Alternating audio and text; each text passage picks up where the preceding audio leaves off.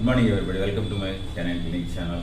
ఈరోజు బ్రీడింగ్ సీక్రెట్స్లో dog breeding సీక్రెట్స్లో dog selection, stud dog selection ఎట్లా చేయాలి, ఏమేమి పాయింట్స్ చూడాలి, మొత్తం దాంట్లో 12 పాయింట్స్ ఉన్నాయి.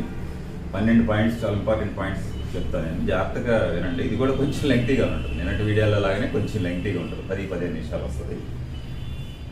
తర్వాత నెక్స్ట్ వీడియోస్లో అసలు మనం మేటింగ్ ఎప్పుడు చేయించాలా, పిల్లలు ఎట్లా ఎక్కువ పిల్లల్ని ఎట్లా తీయగలం, ప్రెగ్నెన్సీకి ముందు ఏం ఫీడింగ్ ఇవ్వాలా, ప్రెగ్నెన్సీ పీరియడ్లో ఏం ఇవ్వాలా, ప్రెగ్నెన్సీ డెలివరీ అయిన తర్వాత ఏం ఇవ్వాలా, ఈనేటప్పుడు ఏం జాగ్రత్తలు తీసుకోవాలా, ఎక్కడ మనం తప్పులు చేస్తున్నాము, వెల్పింగ్ సీక్రెట్స్ అంటారు, అది కూడా చాలా ఇంపార్టెంట్.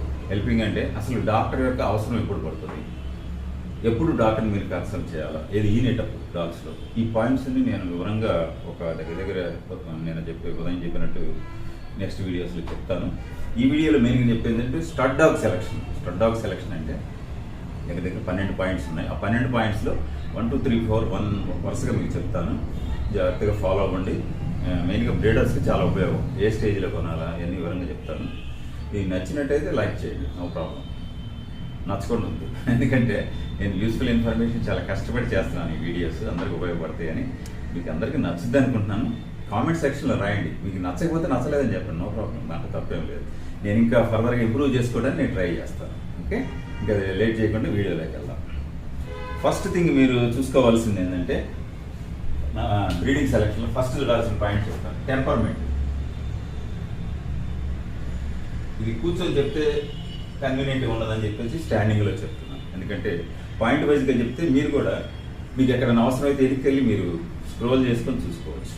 అదే నేను కూర్చొని చెప్పాను అనుకో, అంత ఎఫెక్టివ్గా ఉండదు. అందుకని నేను స్టాండింగ్ పొజిషన్ బోర్డు తీసుకొని మీకు ఎక్స్ప్లెయిన్ చేస్తున్నాను. ఎందుకంటే పాయింట్ వైజ్గా చెప్పాలి, మొత్తం 12 పాయింట్లు ఉన్నాయి. మీకు పాయింట్ వైజ్గా బోర్డు మీద రాసి నేను చెప్తూ ఉంటాను, ఒక్కొక్క పాయింట్ని ఎక్స్ప్లెయిన్ చేస్తూ ఉంటాను. మీకు ఎక్కడ డౌట్ ఉంటే కొంచెం స్క్రోల్ చేసుకొని చూసుకోండి, కొద్దిగా అర్థం కాని పాయింట్స్. ఫస్ట్ టెంపర్మెంట్ ఏంటంటే, ఏ డాగ్ అయినా మనం కొనేటప్పుడు స్టడ్ డాగ్ ఫ్రెండ్లీగా ఉండాలి, అగ్రెసివ్గా ఉండదు. Especially rottweiler breeds, German shepherds ఇవి అగ్రెసివ్గా ఉంటాయి. ఆ అగ్రెసివ్నెస్ ఉంటే క్రాసింగ్ దగ్గర ప్రాబ్లం వస్తుంది. It should be very friendly. ఎప్పుడైనా క్రాసింగ్ చేసేటప్పుడు అవతల ఫిమేల్ డాగ్ కూడా కొంచెం అగ్రెసివ్ అనుకో, ఇది అగ్రెసివ్ ఉంటే మనకి పని జరగదు, క్రాసింగ్ జరగదు. సో ఫస్ట్ పాయింట్ మీరు చూసుకోవాల్సింది టెంపర్మెంట్. టెంపర్మెంట్ అంటే ఇది ఫ్రెండ్లీగా ఉండాలి. నెంబర్ 2 ఏంటంటే ఏజ్. ఇది చెప్తాను. ఏజ్ ఎట్లా కనుక్కోవాలా, చాలా సింపుల్ థింగ్. ఏజ్ని కనుక్కోవడానికి ఎస్పెషల్లీ మీరు సెలెక్ట్ చేసుకోవాలన్న మేలు 2 to 2.5 years దాటకూడదు. అది దాటితే ఏమవుతుందంటే పళ్ళ గార వచ్చేస్తుంది, తర్వాత పసుపు వచ్చేస్తుంది. ఇట్లా మీరు చూసినట్టయితే పళ్ళ గారను పసుపు రంగు కనపడిందంటే అది ఏజ్ డాగ్, ఒకటి గుర్తుపెట్టుకోండి. అదే యంగ్ డాగ్ 1 year 2 years లోపు అయితే మీకు గమ్స్ పింకిష్ కలర్ ఉంటాయి, గార ఉండదు, పసుపు రంగుగా ఉండవు. అట్లా లేవంటే అది యంగ్ ఏజ్ డాగ్ అని గుర్తుపెట్టుకోండి, అది చాలా ఇంపార్టెంట్. ఓకే, ఫస్ట్ టెంపర్మెంట్ ఫ్రెండ్లీగా ఉండాలి. ఏజ్ 2 to 3 years దాటకూడదు. బ్రీడ్ క్యారెక్టర్ మీకు తెలుసు, చెప్పాను కదా, జర్మన్ షెపర్డ్లో ఎట్లా ఉండాలి, ఈ చెవులు ఎరెక్ట్, యాంగులేషన్ ఉండాలి, ల్యాబ్లో ఎట్లా అని చెప్పాను. 4th వన్కి వచ్చేసరికి టెస్టిస్ అనే డాగ్ లైసెన్స్ అంటారు. ఇదే మనకి మెయిన్ ఇంపార్టెంట్, చాలా ఇంపార్టెంట్. డాగ్ లైసెన్స్ మెయిన్ ఇదే. టెస్టిస్ జాగ్రత్తగా పాల్పేట్ చేసుకొని ఉండాలా. ఈ మరీ పైకి ఉండకూడదు, మరీ కిందకు ఉండకూడదు, మరీ డిసెంట్గా ఏలబడతా కూడా ఉండకూడదు. తర్వాత టెస్టిస్ 2 యూనిఫామ్గా ఉండాలి, పట్టుకొని ప్రెస్ చేసినప్పుడు యూనిఫామ్గా ఉండాలి. ఓకే, తర్వాత వీటిలో ఏంటంటే కొన్ని అన్డిసెండెడ్ టెస్టిస్ అంటారు, కొన్నిటికి టెస్టిస్ పైకి ఉంటుంది, దాన్ని క్రెప్టార్కిడ్ అంటారు. అది అసలు పనికిరాదు, బ్రీడింగ్ ఇంపాసిబుల్. అది క్రాస్ చేస్తే పిల్లలు వస్తాయి, కానీ సింగిల్ టెస్టిస్ ఉన్నదాన్ని ఎప్పుడు తీసుకోమాకండి. తర్వాత టెస్టిస్ సైజులో యూనిఫామ్గా ఉండాలి. సెర్టోలీ సెల్ ట్యూమర్స్ అని ఉంటాయి. ఆ సెర్టోలీ సెల్ ట్యూమర్ వల్ల ఏంటంటే ఒక టెస్టిస్ లావుగా ఉంటుంది, ఇంకో టెస్టిస్ చిన్నదిగా ఉంటుంది. అది సెర్టోలీ సెల్ ట్యూమర్స్ అంటారు. లేడీకి సెల్ ట్యూమర్స్ అని ఇంకా రకరకాలు ఉన్నాయి, అవన్నీ మీకు అంత డీటెయిల్గా ఉంటుంది. అవి ఉన్నప్పుడు ఏంటంటే టెస్టిస్ ఒక లావు అయింది, అది గుగ్గురుగా ఉంటుంది. గుగ్గురు అంటే అనీవెన్గా ఉంటుంది ఒక టెస్టిస్, ఒక ఇదేమో మామూలుగా రౌండ్గా బాల్గా ఉంటుంది. అది ఈజీగా మీరు పాల్పేషన్లో కనుక్కోవచ్చు. అది 4th పాయింట్ మీరు చూడాల్సింది. దీన్నే డాగ్ లైసెన్స్ అని నేను ఎవరికి సరదాగా చెప్పాను. తర్వాత it should be active in nature. బాగా యాక్టివ్గా ఉండాలి డాగ్. స్టడ్ డాగ్కి ఊరికి డల్ డిప్రెస్డ్గా ఉండకూడదు, బాగా యాక్టివ్గా ఉండాలి. తర్వాత యూనిఫామ్ లెగ్స్ ఉండాలి, లెగ్స్ యూనిఫామ్గా ఉండాలి.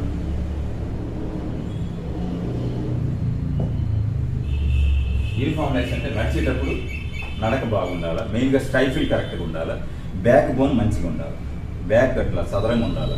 మీరు ఎక్కడ నడుము మీద చేసినప్పుడు అది ఎక్కడన్నా కానీ పెయిన్ ఫీల్ అవ్వకూడదు, ఇట్లా ఎక్కడన్నా అన్నట్టుగా మూలిగినట్టుగా ఉండదు. అట్లా ఉంటే అది it's not fit for crossing. అందుకని మెయిన్గా ఏంటంటే ఈ వెనక చట్టం బలం ఉండాలి. వెనక చట్టం బలం ఉన్నప్పుడు అది ఊపిస్తుంది, క్రాసింగ్ అప్పుడు మంచి థ్రస్ట్ ఇస్తుంది. ఆ థ్రస్ట్ పంపింగ్ అంటారు, మీకు కూడా తెలుసు, పంపింగ్ అనే పదం వాడతారు. ఆ పంపింగ్ రావాలంటే వెనక చట్టం బలంగా ఉండాలా, వీపు సదరంగా ఉండాలా, నడిచేటప్పుడు నడక. ఇంకొకటి ఇంపార్టెంట్ ఏంటంటే మీరు ఏ ఫిమేల్ అన్నా తీసుకెళ్ళండి,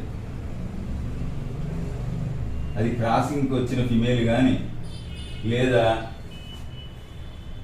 ఎదకరాని కుక్కన కానీ ఎదకొచ్చిన మగ ఆడదాన్ని తీసుకురాగానే ఇది ఇంట్రెస్ట్గా దాని దగ్గరికి వెళ్ళి వాసన చూడాలి. అది ఇంపార్టెంట్, సింపుల్ వర్డ్స్. అది ఫిమేల్ ఇంట్రెస్ట్ ఉంటారు, అట్లా ఉన్నది క్రాస్ చేస్తుంది తొందరగా, అది ఇంపార్టెంట్.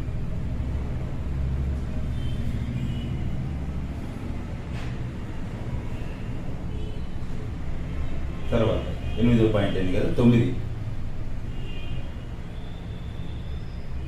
తర్వాత ఒక ఫిమేల్ని తీసుకెళ్ళాలి. ఎప్పుడైనా మీరు వెళ్ళేటప్పుడు ఫిమేల్ని తీసుకెళ్తే మీకు ఈజీగా ఫిమేల్ అంటే ఇంట్రెస్ట్ చూపిస్తుందా లేదా తెలిసిపోతారు అన్నట్టు.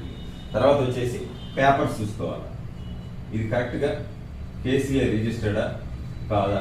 జనరల్గా ఏంటంటే బ్రీడర్స్ నేను అబద్ధాలు చెప్పే ప్రమాదం ఉంటుంది. కేసీఏ రిజిస్ట్రేషన్ ఉందా, దాని పేరు కరెక్ట్గా ఉందా, ఓనర్ పేరు కరెక్ట్గా ఉందా, అవన్నీ జాగ్రత్తగా వెరిఫై చేసుకోవాలి. తర్వాత పేపర్స్ తర్వాత ఇస్తాము అది ఇది అని చెప్తారు, అవన్నీ నమ్మమాకండి, అవన్నీ కరెక్ట్ కాదు, అవన్నీ జస్ట్ చీటింగ్ అన్నమాట. తర్వాత వేరే వాళ్ళు చెప్పినవని నమ్మొద్దు.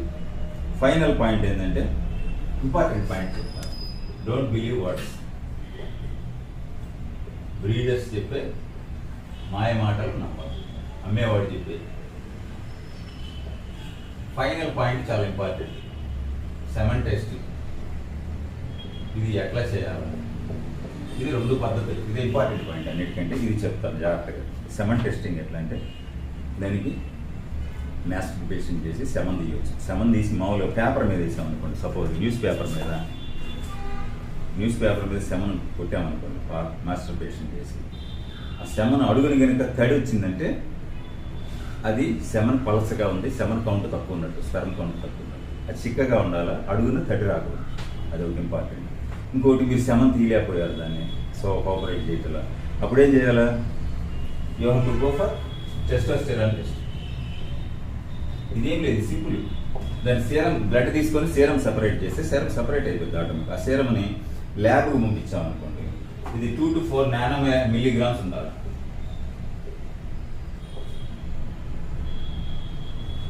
ఇది 2 to 4 నానో మిల్లీగ్రామ్స్ కనుక ఉంటే సీరంలో టెస్టోస్టెరాన్, అది కరెక్ట్గా అది స్టడ్ పనికి వస్తుంది. స్పెర్మ్ కౌంట్ ఒకవేళ చేయించగలిగితే స్పెర్మ్ కౌంట్ 15 to 20,000